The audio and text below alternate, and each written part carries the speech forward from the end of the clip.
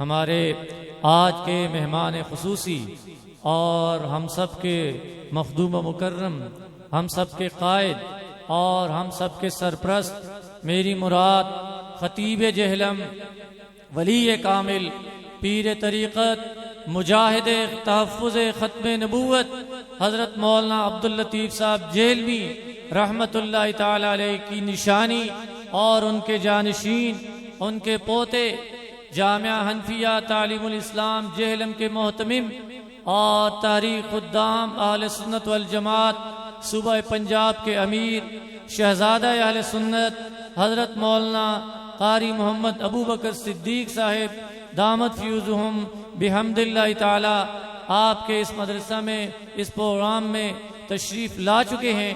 کچھ ہی دیر کے بعد وہ اسٹیج کی زینت بنیں گے۔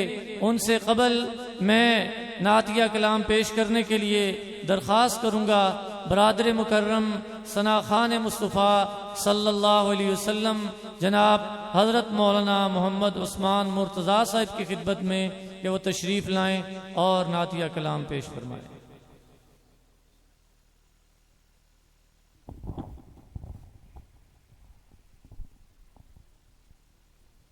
بسم اللہ الرحمن الرحیم۔ السلام علیکم ورحمۃ اللہ وبرکاتہ۔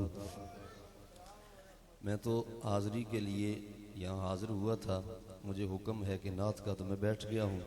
اللہ تعالیٰ میرا آپ کا آنا اپنی بارگاہ میں قبول اور منظور فرمائیں۔ تمام احباب مل کر بآواز بلند درود پاک پڑھ لیں، کوئی بھی زبان خاموش نہ ہو۔ اللہم صلی علی سیدنا و مولانا محمد وعلی آل سیدنا و مولانا محمد مبارک وسلم وصلی علیہ۔ مولاي صل وسلم دائما أبدا على حبيبك خير الخلق كلهم مولاي صل وسلم دائما أبدا على حبيبك خير الخلق كلهم مولاي صل وسلم دائما أبدا على حبيبك خير الخلق كلهم محمد سيد الكونين والثقلين محمد سيد الكونين والثقلين والفريقين من عرب ومن عجم مولاي صل وسلم دائما أبدا على حبيبك خير الخلق كلهم۔ سحر کا وقت تھا، معصوم کلیاں مسکراتی تھی، ہوائیں خیر مقدم کے ترانے گنگناتی تھی۔ ابھی جبریل بھی اترے نہ تھے کعبے کے منبر سے کہ اتنے میں صدا آئی عبداللہ کے گھر سے۔ مبارک ہو شہ ہر دوسرا تشریف لے آئے، مبارک ہو محمد مصطفیٰ تشریف لے آئے۔ مولاي صل وسلم دائما أبدا على حبيبك خير الخلق كلهم هو الحبيب الذي ترجى شفاعته هو الحبيب الذي ترجى شفاعته عطوه لكل هول من الأهوال مقتحم مولاي صل وسلم. میں کل ہی رولا پایا تسی بڑی چس لے رہے ہو. میں سمجھا پھر پڑھن لگے ہو نال. میں خوش فہمی وچ مبتلا ہوں. تسی ماشاءاللہ بہترین اور بڑی بھرپور خاموشی دا مظاہرہ کر رہے ہیں. یہ نعت شریف ہے تسی بھی پڑھ لے سو تے نقصان نہیں ہو لیا انشاءاللہ فائدہ ہو سی. کوئی بھی زبان خاموش نہ رہے. آخری واری میرے نال مل کے سارے نوجوان حضرات بزرگ بچے جو بھی ہیں اللہ دے گھر چاہے ہوں اس دے محبوب دی تعریف کرو. پڑھو مولاي صل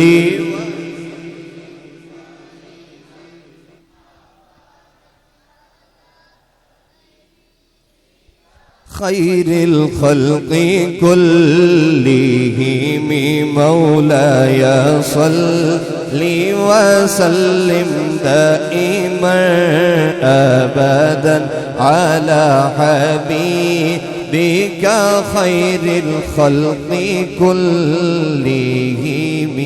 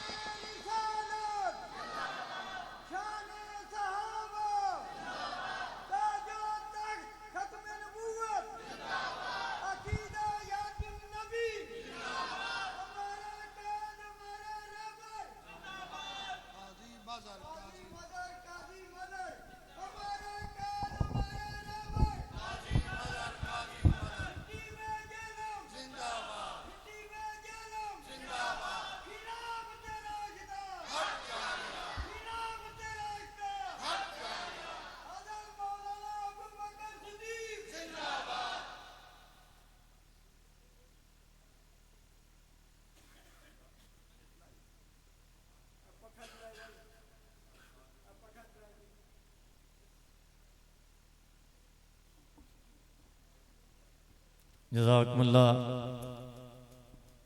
ہماری آج کی پروگرام کے مہمان خصوصی اور اس پروگرام کی شان میری مراد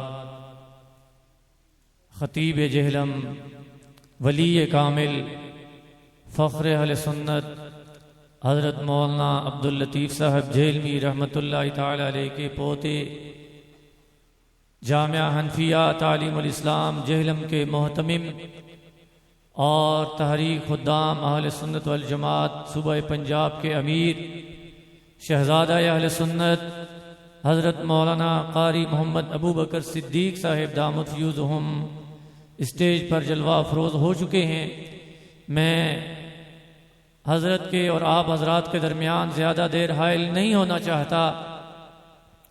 سب سے پہلے تو میں حضرت کا انتہائی مشکور ہوں کہ حضرت نے ان دنوں یقیناً آپ حضرات جانتے ہیں مسلسل پروگراموں کی مصروفیات اور اپنی بے پناہ مصروفیات میں سے وقت نکال کر ہمیں وقت عنایت فرمایا ہے اور یہاں تشریف لائے ہیں اور اپنے دادا بزرگوار ولی کامل حضرت مولانا عبداللطیف صاحب جہلمی رحمۃ اللہ علیہ کی طرح اپنے والد گرامی ترجمان اہل سنت حضرت مولانا قاری خبیب احمد عمر رحمۃ اللہ تعالی علیہ کی طرح جو دین کی امانت ہمارے ان بزرگوں کے کندھوں پر منتقل ہوئی تھی، حضرت قائد اہل سنت وکیل صحابہ حضرت مولانا قاضی مظہر حسین صاحب رحمۃ اللہ علیہ کی صورت میں، یا آپ کے اور ہمارے اس علاقہ کی معروف علمی دینی روحانی شخصیت حضرت مولانا حکیم سید سید علی شاہ صاحب گیلانی رحمۃ اللہ علیہ کی صورت میں،